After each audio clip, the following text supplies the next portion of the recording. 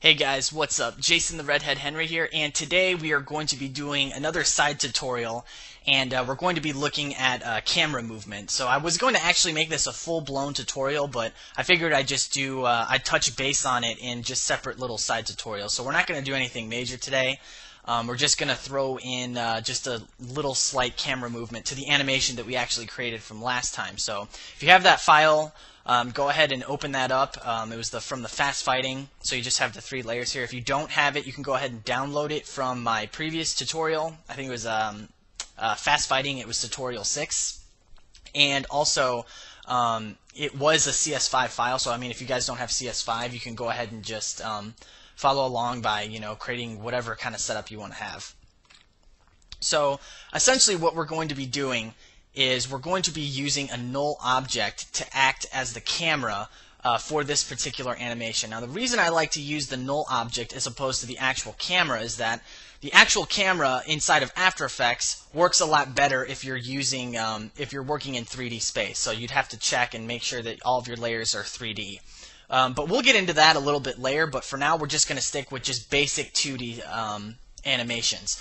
So the first thing you're going to do to create your null object is go up to Layer, New, and then just simply click on Null Object. So that brings up a new layer here, which is our null object. So we're going to go ahead and rename this. So if you have the layer selected and hit Enter, you can just name it Camera. So that's what I'm going to name mine.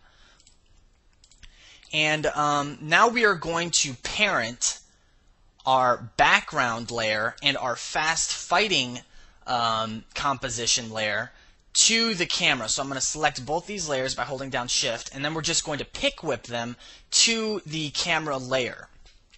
So all you have to do is come to this spirally vortex looking icon right here, and just simply pick whip it, just drag it over to the camera. So now these 2 layers are parented to the camera layer. So now we can mess with them and they can be affected by this camera.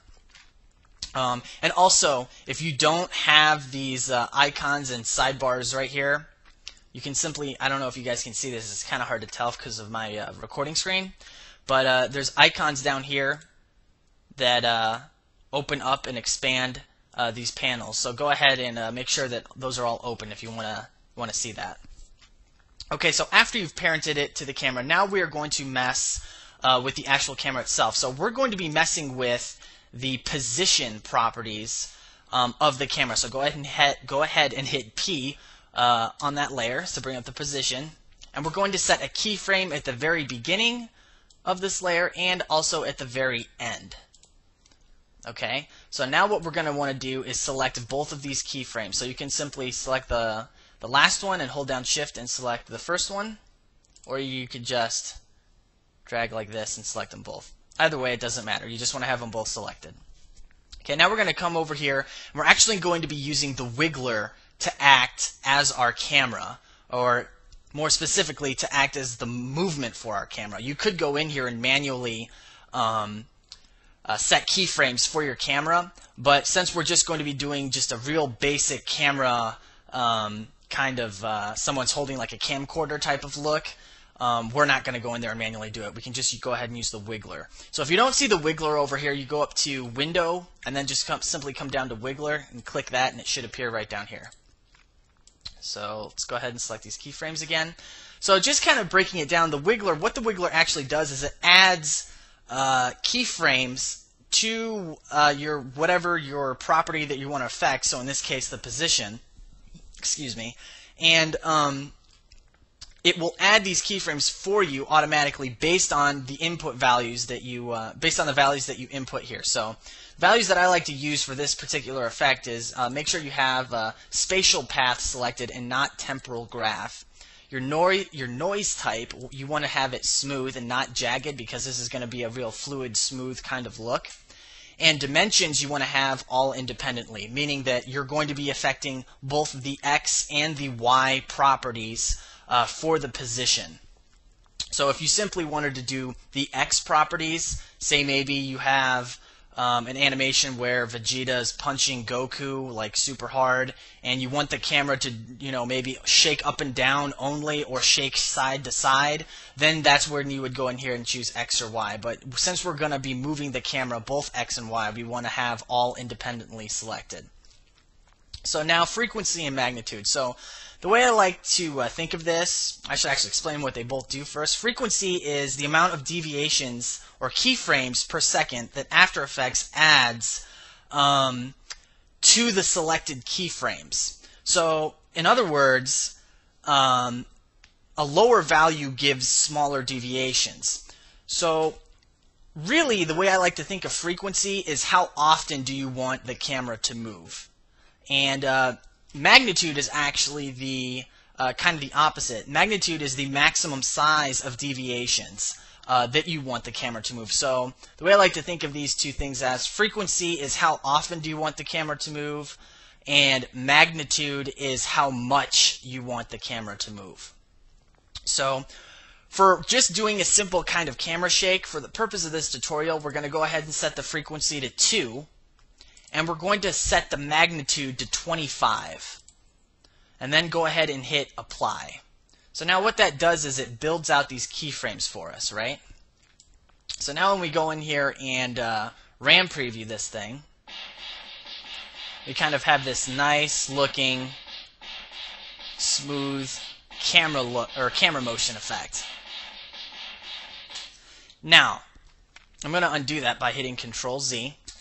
We're going to bump up the frequency a lot, say 29, and magnitude, we'll bump it up to 29. Go ahead and hit apply again with both these two keyframes selected. Now you have a bunch more keyframes because we bumped the frequency up. So if you RAM preview this thing now, it's going to be like super fast.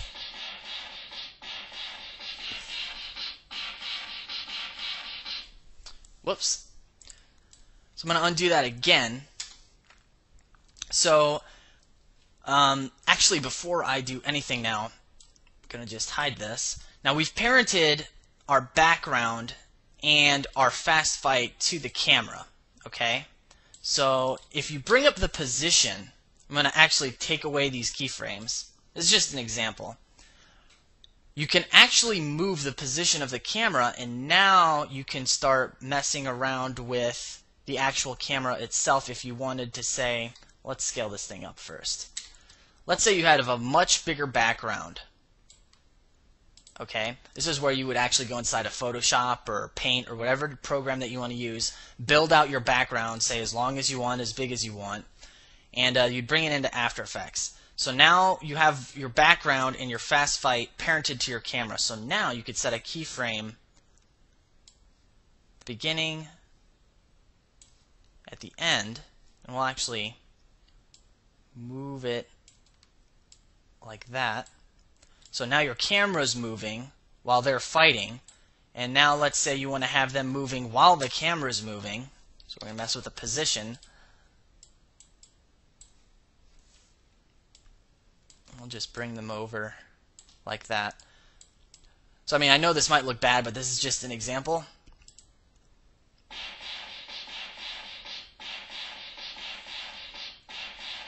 So that's how you kind of get the camera working like that. Now, I'm going to undo that.